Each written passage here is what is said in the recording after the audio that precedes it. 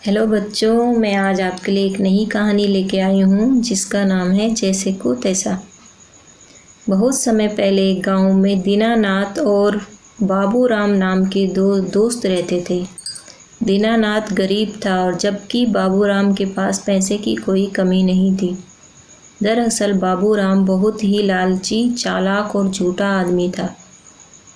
एक दिन अपनी गरीबी से तंग आकर दीनानाथ बाबूराम के पास गया और बोला, मित्र, गरीबी की वजह से मैं बहुत परेशान रहता हूँ, इसलिए मैंने शहर जाकर कुछ धन कमाने का फैसला किया है।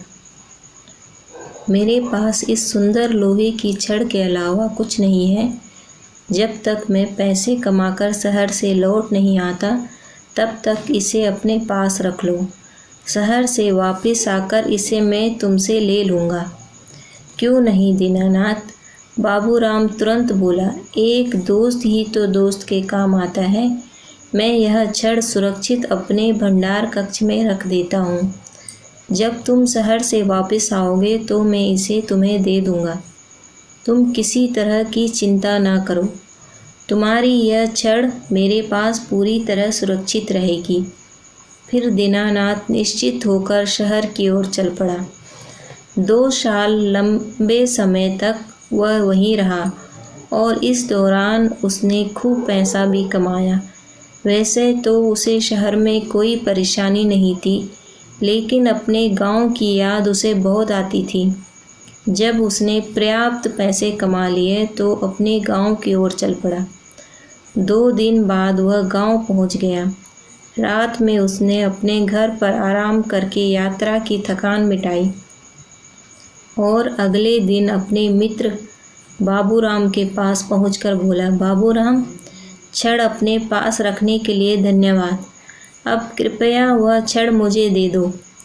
दीनानाथ की इस बात पर बाबूराम बहुत बनाता हुआ बोला, दीनानाथ, मुझे बहुत अफसोस है कि मैं तुम्हारी छड़ सुरक्षित नहीं रख सका। मेरे भंडार कक्ष के चूहे तुम्हारी छड़ को खा गए।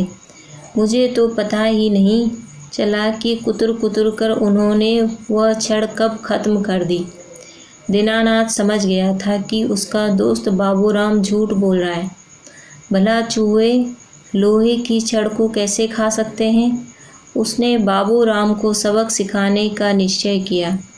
अगले दिन जब बाबूराम घर पर नहीं था तो दीनानाथ का एक नौकर बाबूराम के घर पहुंचा और उसकी पत्नी से बोला, महोदया, बाबूराम जी ने मेरे मालिक के घर पर हैं। उन्होंने अपने बेटे को किसी काम से वहीं बुलवाया है। कृपया उसे मेरे साथ भेज दीजिए। नौकर की बात सुनकर बाबूराम की पत्नी ने अपने पुत्र को उसके साथ भेज दिया। शाम को जब बाबूराम अपने घर लौटा तो रोज की तरह अपने बेटे को पुकारता हुआ बोला, प्यारे बेटे, यहाँ आओ, देखो तो मैं तुम्हारे लिए क्या लाया हूँ। इस पर उसकी पत्नी ने उससे कहा, तुम भी अजीब हरकतें करते हो। तुमने तो खुद उसे दीनानाथ के घर पर ही बुला लिया था। क्या वह तुम्हारे साथ वापस नहीं लौटा? अब तो बाबूराम परेशान हो गया। वह अपनी पत्नी से बोला, नहीं, मैंने उसे नहीं बुलाया था। तुमने तो उसे दीनानाथ के नौकर के साथ जाने क्यों दिया? पता नहीं उस दुष्ट ने मेरे बेटे के साथ क्या किया होगा। परेशान हाल बाबूराम तत्काल दीनानाथ के घर जा पहुंचा और गुस्से से बोला, तुमने मेरे बेटे को झूठ बोलकर अपने घर क्यों बुलवाया? अगर तुम्हें कुछ कहना सुनना था तो मुझसे कहते। अब बताओ कि मेरा बेटा कहाँ है?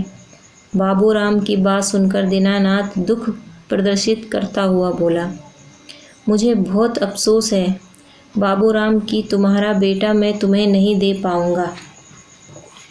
लेकिन क्यों? बाबूराम चिल्लाया। दीनानाथ बोला, मेरा नौकर तुम्हारे बेटे को साथ लेकर तुम्हारे घर से लौट ही रहा था कि तभी एक बाज आया और तुम्हारे पुत्र को अपने पंजों में दबोचकर उड़ गया। इसके पहले कि मेरा नौकर कुछ कर पाता, वह बाज तुम्हारे बेटे को न जाने कहाँ ले गया। बाबूराम ने उसकी बात पर बिल्कुल भरोसा नहीं किया। अगले दिन उसने गांव की पंचायत बुलाई और मुखिया की सारी बात बता दी।